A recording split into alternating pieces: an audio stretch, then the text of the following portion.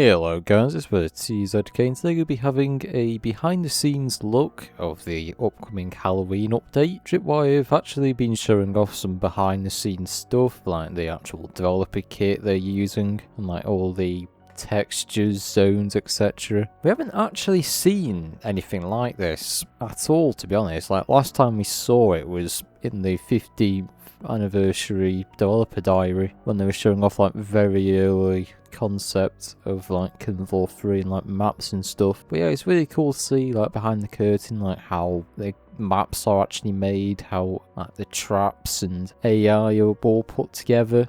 It is pretty damn interesting. So the first thing they showed off was the Seance trap, which is of course the work in progress still, but it's pretty much showing off like how they built it and how it's evolved. The Seance trap, if you haven't seen the other Halloween live stream, it's basically like a trap that picks everything up in the room and starts throwing it around, pretty much like a tornado, if you will. And they also mentioned as well Moorcroft will be getting a seasonal skin. I actually played Kingdom 2's Halloween events. I went back to the actual Halloween maps in the past for Kingdom 2. I noticed the Patriarch has his Frankenstein skin, which is what Moorcroft will have. None of the other bosses seem to have any seasonal skins like the Queen Crawler or Impalers, but apparently the Maya Zeds will also be staying the same. They will be staying standard, so not every Zed in the Halloween Horrors update will be getting a seasonal reskin. And I actually showed off an early work in progress development block out. This is like part of the Haunted Hotel. You've got like some doors at the bottom right, and then you've got like a turret. That looks like it's got different levels to it, and then like the early finished concept, you can see you got like souls coming out the ground, like the floorboards that came apart. You can see it's starting to come together. And then this hallway here looks like it has like some kind of laser trap. I know they were experimenting with traps early on. If you haven't seen the other Halloween live stream, they were basically trying to also reskin the traps. So the fan trap, for example, has become this painting that sucks heads in, and the laser trap from the Antarctic base has now become like this laser that also shoots like souls out of it. Everything has been Halloweenified, as I like to call it. And we also saw this concept image before actually in the last live stream, but it actually showed off a bit more behind the scenes of this, like a giant monster looking down on the map, which is now the Toy Master doll. And they actually use like different trinkets as well to mock up the idea. You know, weapon trinkets you can equip on your weapon, like Z fingers or like a plushie of a Gorefast. That's pretty much what they were using to first concept the map, and then of course they decided to go with Toy Master, which I think is a good fit. If you ever played Toy Master, you know it's like a haunted dollhouse where you shoot a bunch of dolls. I think it fits really well with the map. There could even be more Toy Master references, we don't know. But yeah, the purple areas you see in the actual block out is for crawlers to climb on the walls, which we will most likely get that tool for the mod kit when we create our own maps. And this is pretty much a in-game dev showcase of the actual map. I've noticed this as well, but if you look really close at the files on the side, underneath maps there's something called Backwoods next to like Convoy in the previous map. Maybe this is like a forest map, like Wire. We honestly don't know because it's just a code word for a map, so it could literally mean anything. There's even Captive as well, which kind of sounds like a small holdout map like Onslaught. Again, it could be like literally anything. And it even showed us some destructible physics as well, and you can even see like the map actually ripping apart. I don't know whether you can see that in game, but it looks really cool, like the floorboards like just ripping apart and just floating up to the sky where the Toy Master doll is. And there's even different wall textures with holes, paint peeling off, and you can apparently use these assets in the public toolkit as well. We don't actually have a precise date when mod support is coming just yet, but all we do know it is like in the works. And also, just a fun fact as well that Brian spilled, the Impaler, who was actually the boss for Kingdom 3, was originally meant to be a regular Zed called the Demolisher, who was supposed to like appear on the battlefield along with the Flesh Pounds and Scrape. But apparently when they were testing the game, the Impaler was like such a challenge, they actually thought he would make a really good boss, so he ended up getting promoted to the boss role. There was a moment when we were very early playing the game, and it was all that gray box stuff, where at that time called the Demolisher, was essentially like running through multiple doors, and AK and I were playing together. We had barely any health left, barely any ammo, and just it smashing through all these doors as it was chasing us, and then certain walls.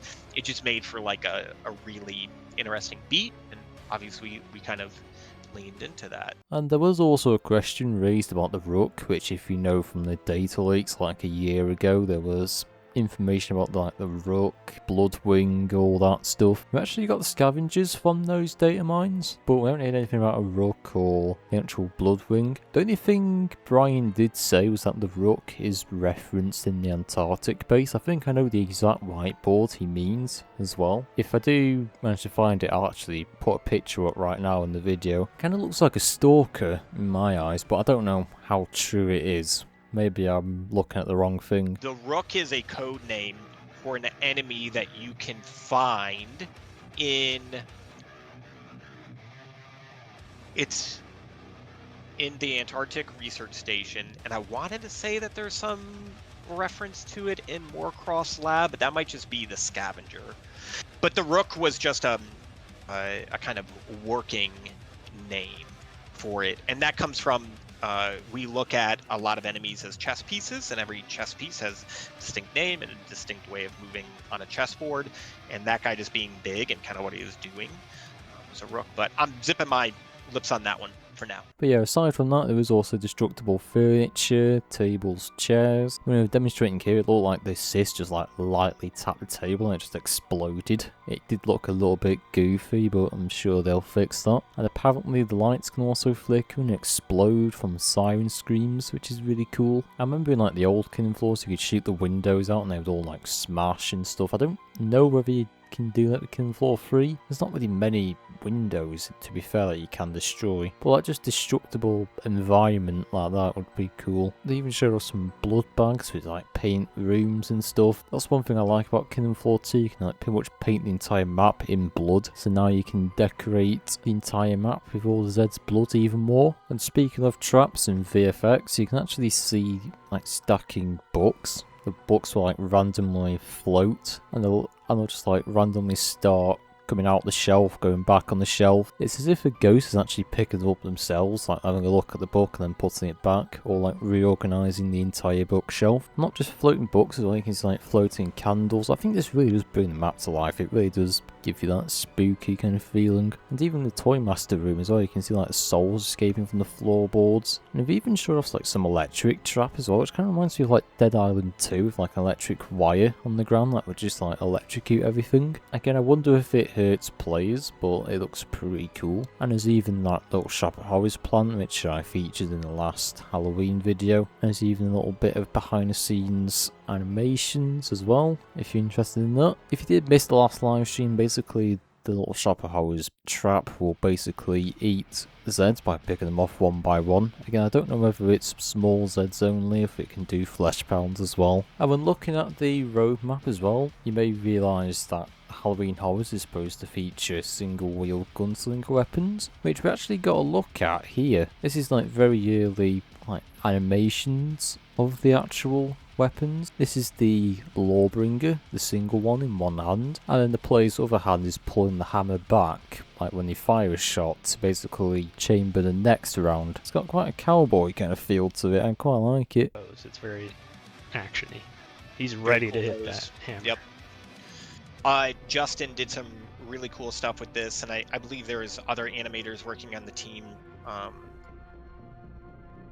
Just making sure you feel like a badass when you're holding these guns and doing the weapon checks. And we even got a little insight to the single Night Adder. It looks pretty cool, some smooth animations. I noticed the recoil might be a little bit better, maybe that's just me. They did only show off 2 gunslinger weapons so far, but again, it's still a big work in progress. It's still very early in development, as you can see. And also something a little bit off topic from the Halloween event, we also got a look at a new map, underpass, which, as you remember from the roadmap, this is coming in the winter rearmament. And like I mentioned before, underpass kind of sounds like a West London city kind of map. I don't know whether it is going to be West London or inspired by it, but this is the only image we've seen so far of actually the new map. It's this shopping centre, which is supposed to be inspired by RoboCop. The story behind it is Halsey bought the city and then like took over it. RoboCop thing kind of has me worried because City Streets was kind of RoboCop inspired, but if you remember that from the beta, it was like very bland, very bleak. So I hope it's going to be more like the newer City Streets, where it's a bit more like cyberpunk and neon, rather than the beta where it's just like very bland and white. Oh, and there was also a question raised about the lever action, and the only thing Brian said is that they have a large backlog of weapons to actually get through, like the lever action, Chris Vector to be added later in the game. All of it's still work in progress. They want to add like a lot of weapons, I can tell, but they just don't have like the time. But Brian did actually tease a minigun actually in the past, so there is of course tons of weapons that they are going to be releasing sooner or later. But yeah, if you look at the actual armory in game, you can see like an upcoming board of weapons. I haven't checked it in a while, so I can't exactly remember what there was, but I'm pretty sure there is like a Chris SMG in there, so maybe that could be like a SWAT or medic weapon. But yes, it was a very interesting look behind the scenes. And it's always cool to see like the map and features like in development, like what they're working on currently. I hope they do continue with these office hour streams. But yeah, do let me know what you think, what you're most excited for. If you haven't seen the last office hour stream, I would recommend it. I've also done a video on that if you want a full breakdown. Don't forget to like, subscribe as usual, and I'll see you all next time.